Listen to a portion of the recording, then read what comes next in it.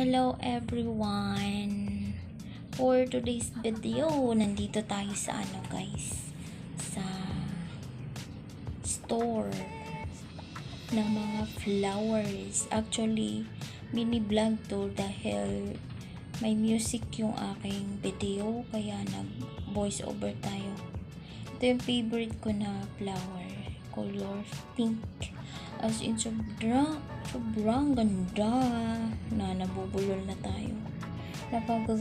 Napakaganda dito, as in, parang nasa Garden of Eden ako. Char? O, diba? Sobrang saya. Parang ano kasi, ano ba tawag dun? Parang ako sa halwa. Charot. Yan lang kasi ulit ako lumalabas. Ayun lang guys. Ang ganda-ganda dito. Share ko lang sa inyo. Thank you so much for watching. See you on my next one. Bye-bye.